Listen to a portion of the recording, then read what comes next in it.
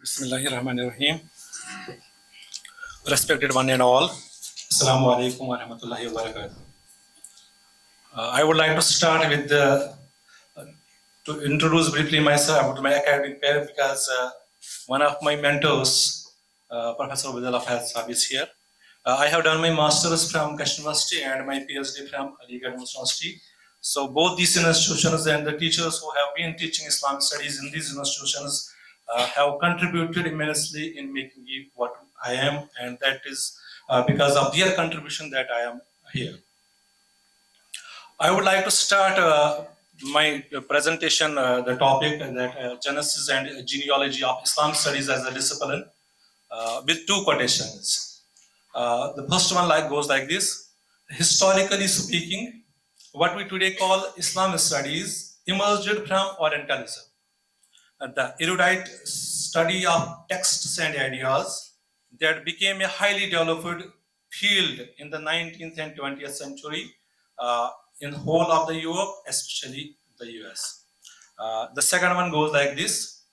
Narrating the history of Islamic studies is actually, I quote, the history of sometimes overlapping enterprises like Orientalism, Oriental studies, Islamic studies, and Middle East studies as developed in the West. So these two quotations which form, I would say, a cornerstone for my presentation, how this subject of Islamic studies developed in the West in different phases. I will be narrating those milestones and the major, we can say, milestones that have occurred in this discipline in making it what we know is presently known as Islamic studies, that we briefly define as the academic study of Islam and Muslims. Islam as religion, Islam as civilization, and Islam as a worldview, and Muslims in all their aspects, be it political, be it social, be it intellectual, be it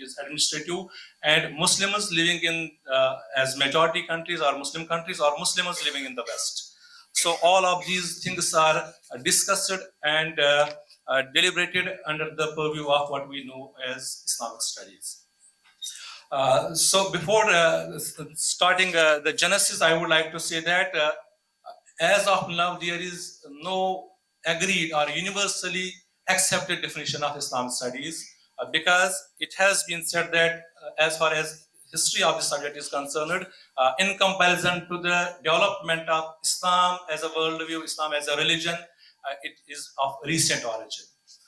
And that is why there is neither any accepted definition of this discipline, nor are it is borderline is fixed, and there are neither any we can say the programs or the courses that are offered under the domain, under the discipline of Islamic studies.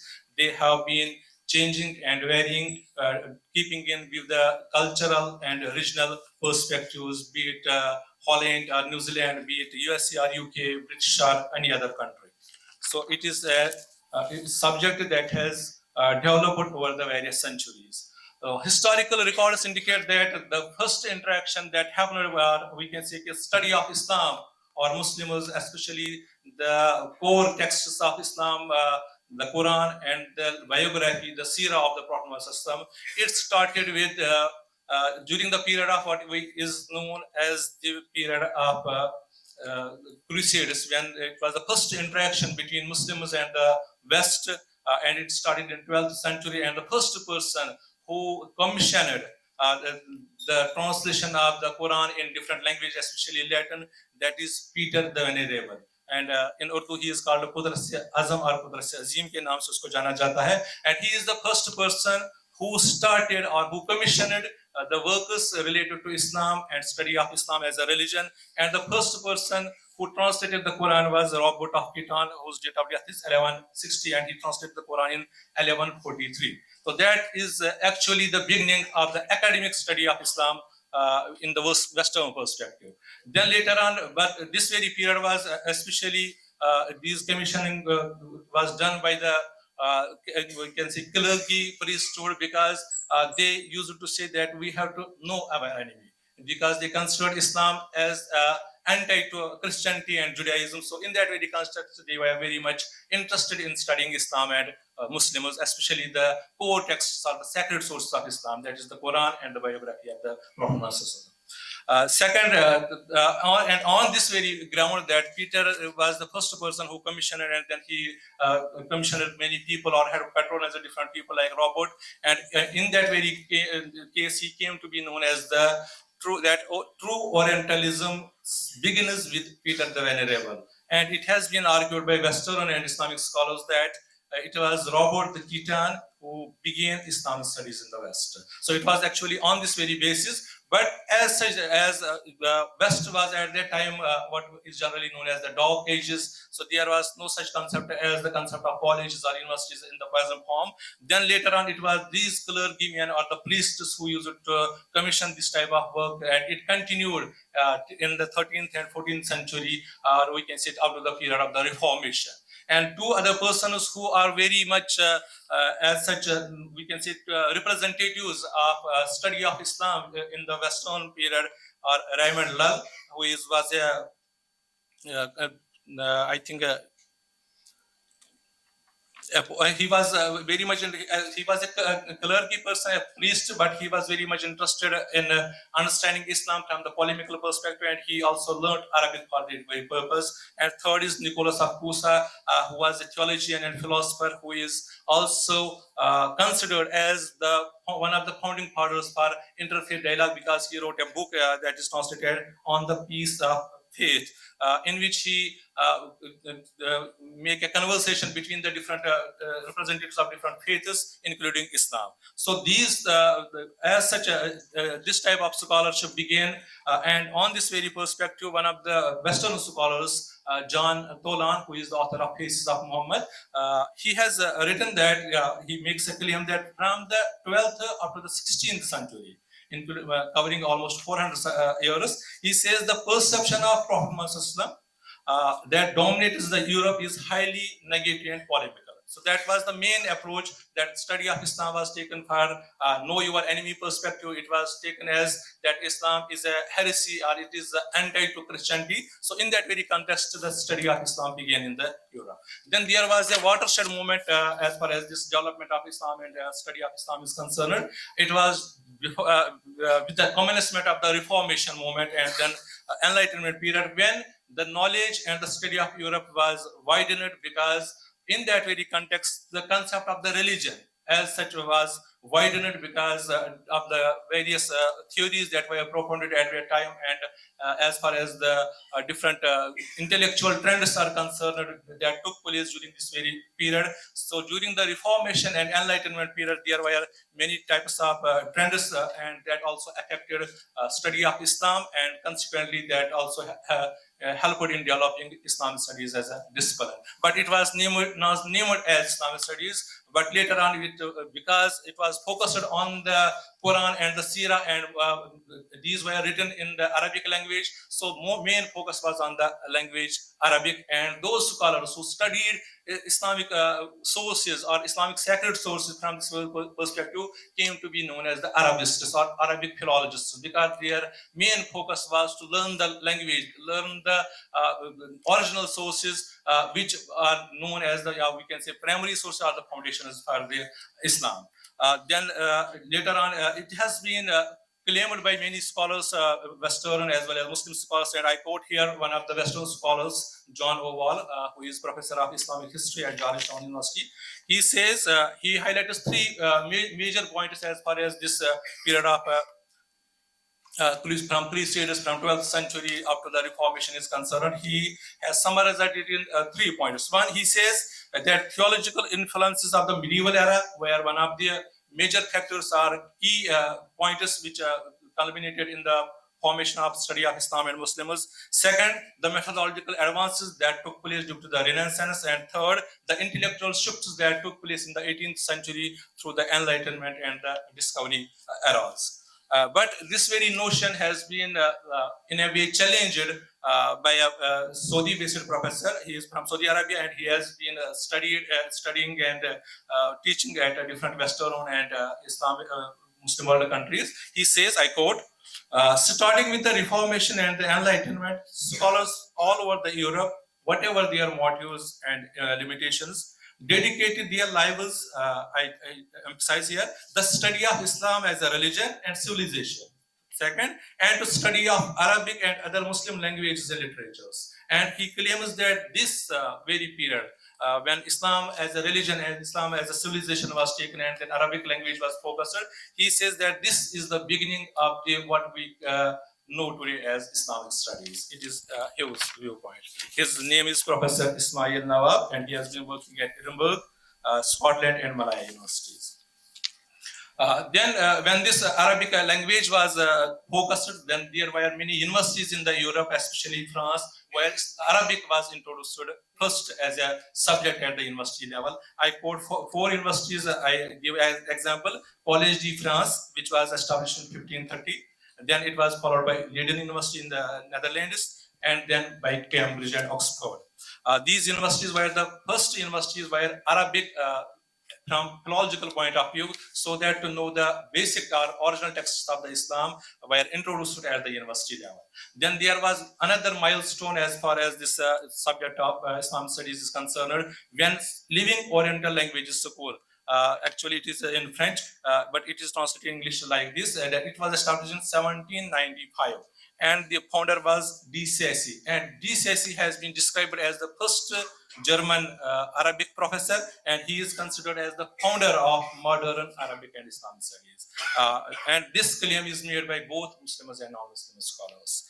Then there were many other developments which Clinton Bennett, who is the editor of Bloomsbury Companion to Islamic Studies, he has said that this very formation, that the foundation or the establishment of the Arabic chairs in different universities of the West, be it Collège de France, Cambridge, Leiden, Oxford, or other universities, this he considers as the first phase in the development of Islam studies as a discipline, which was followed by Orientalism and Oriental studies. And then another scholar, Jane D. McAuliffe, who is the editor-in-chief of 6-volume Encyclopedia of Quran, she has described this very fact from the perspective of that Quranic studies, because, as I mentioned, philology was the dominant factor, dominant methodological point of view.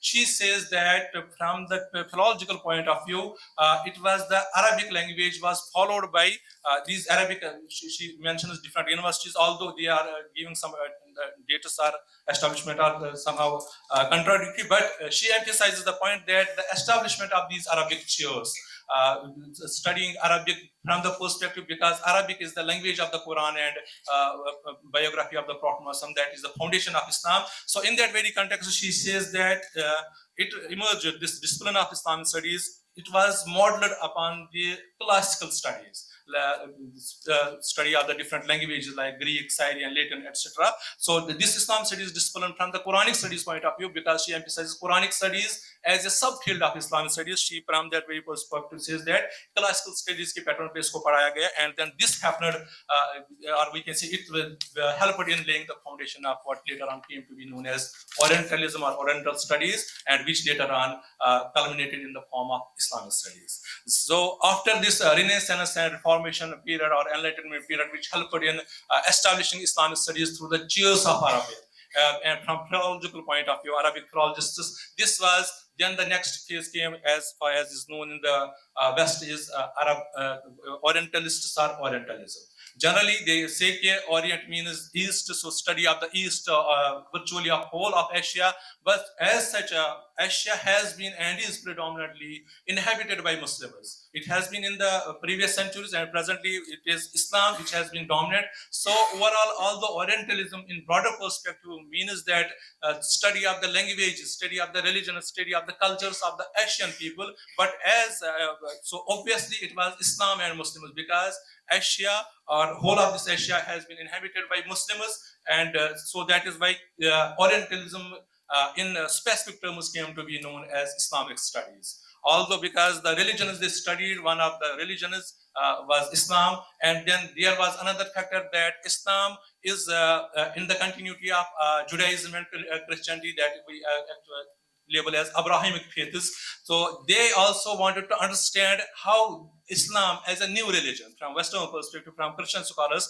They wanted to know how Islam is in continuation with Judaism and especially Christianity, so they wanted to focus on Middle East. So later on, one of the developments as far as the Islam studies is concerned came to be known as the area studies, especially Middle East studies or Near East studies.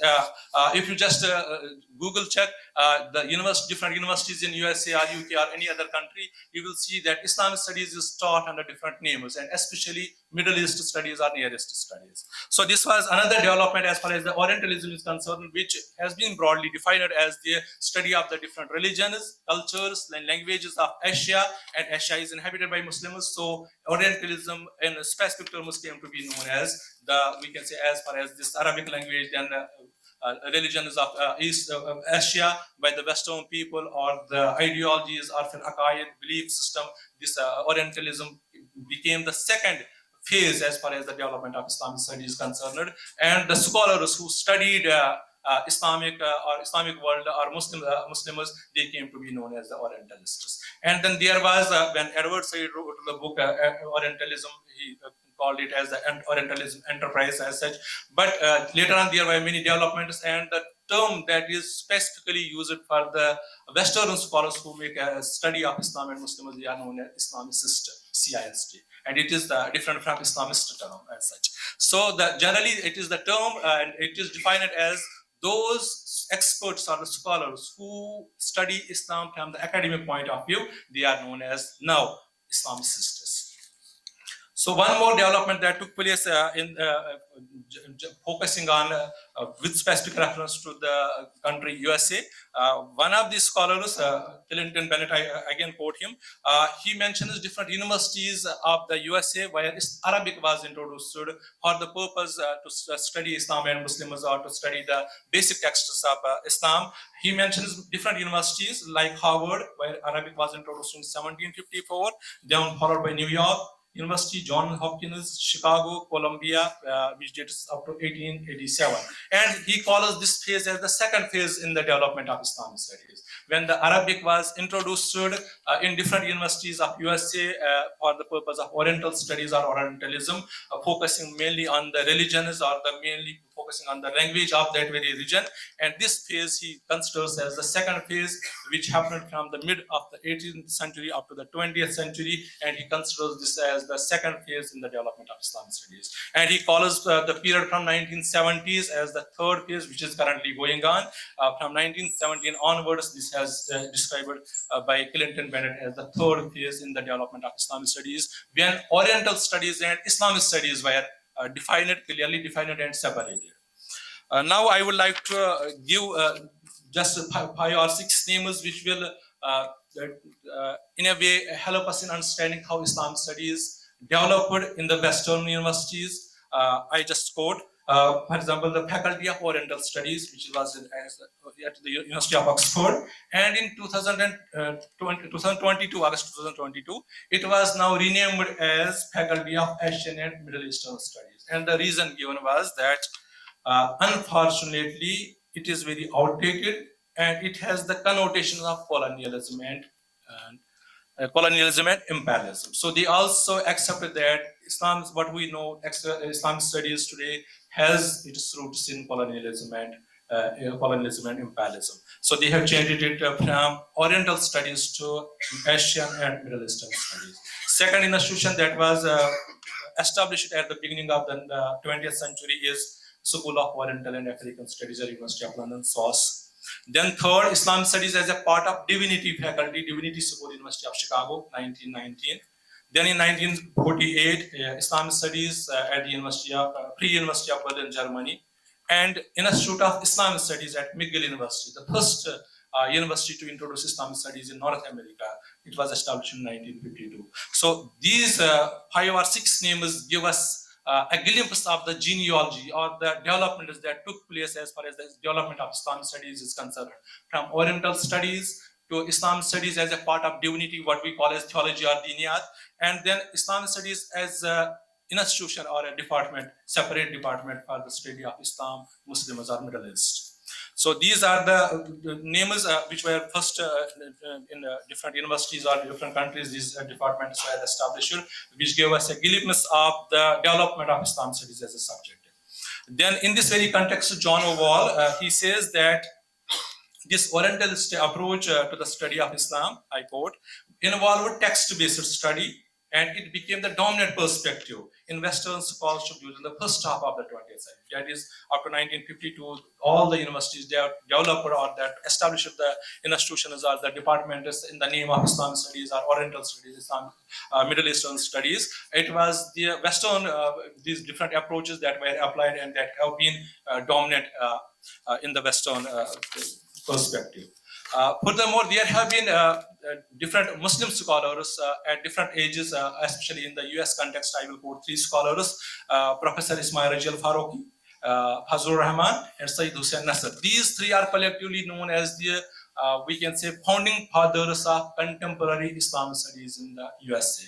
Because the perspectives, the vision they brought with them when they introduced Islamic studies, for example, at Syracuse and Temple University by Ismail Rajal Farouqi, then Fazlur Rahman, who moved to Chicago in 1969, and Sayyid Hussain Nasr has been very active in the Western academia from 1950s. So these three scholars are considered as the founding fathers, or we can say Muslim trailblazers of Islamic studies in the USA.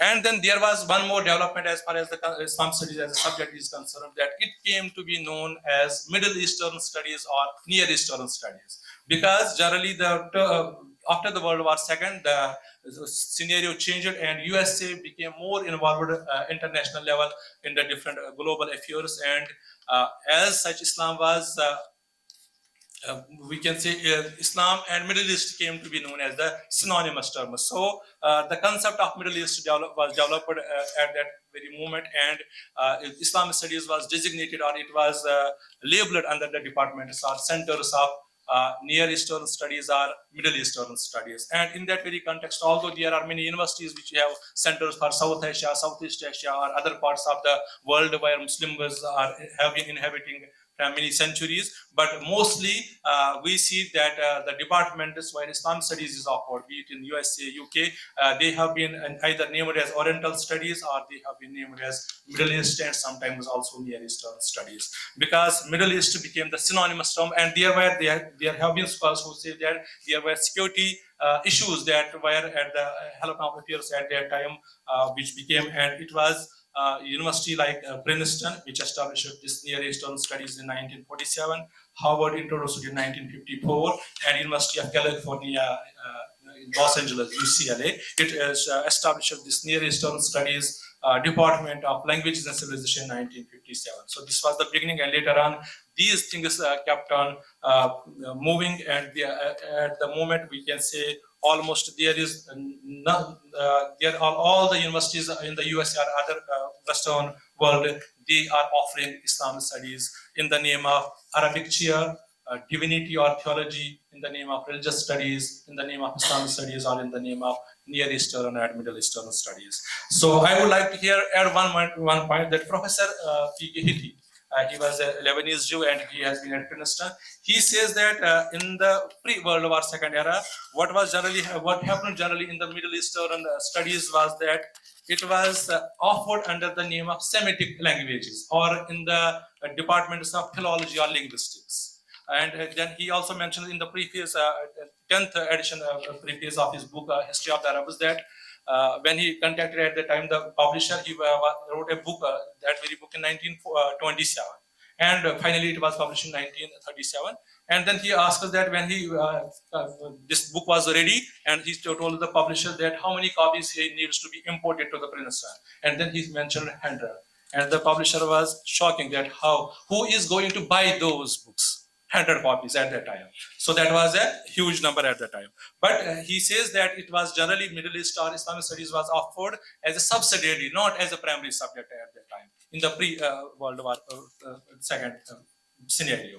Then later on, different the subject was widened, and As such, I mentioned that from Arabic chair to Middle Eastern studies, this very subject is offered in different universities of the West or European, and every country, be it Germany or Russia, UK, USA, or any other country, they have different histories behind the establishment or behind different motives or objectives, be it European exploitation, be it their context of the Middle East, be it for the commercial purpose. But there have been different initiatives taken by these universities, and they have established Islam studies in the name of different names, from Arabic chair to divinity, from Islamic studies to Middle Eastern studies. And this shows that there have been considerably an expansion and the diversity as far as the scope of Islam studies is concerned. It has taken this field and its reach and its refinement has constantly been changing in different Western universities.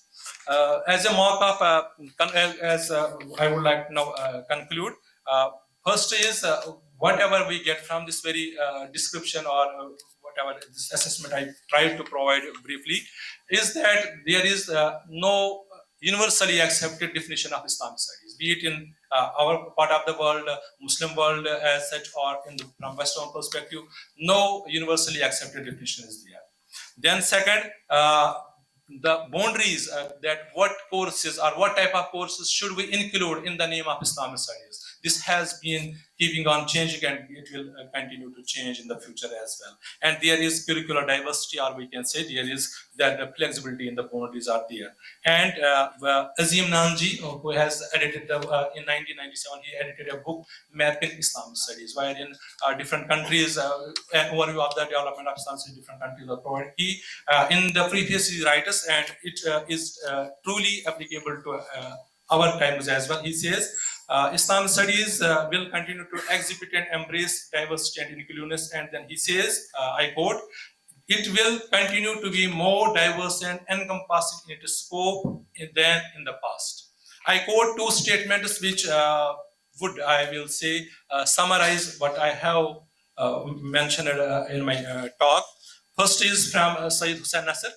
This is from the book Observing the Observer, the State of Islamic Studies in American Universities, and he has contributed one of the chapters to this book. It was published by IIIT in 2012. He says, although he talks it in the American context, but if we broaden this, if we replace the term with America with the West, it will be applicable and relevant for us. He says, the development of Islamic studies upon a more solid foundation, with greater depth and based on more vigorous scholarship and intellectual honesty, can be of great benefit to both America. He says America, but we can say it can be of great benefit to the West and to the Muslim world.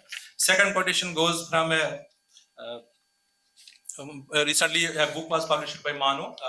It is in Urdu. माजी से लेकर अब तक Islamic studies के दायरे तब्दील होते रहे हैं. From past till the present time, the dimensions or the angles of Islamic studies have been continuously been changing.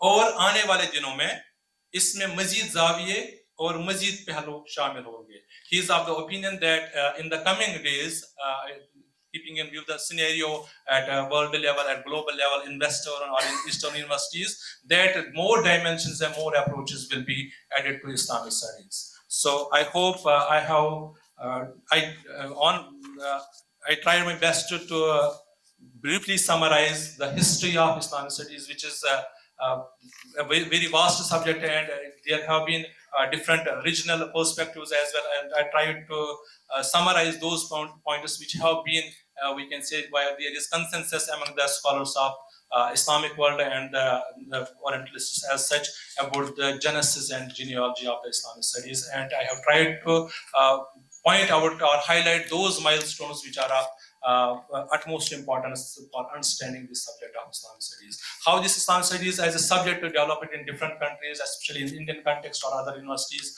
it will be dealt by other professors, especially Professor Abdullah. Shukriya, sir. Thank you.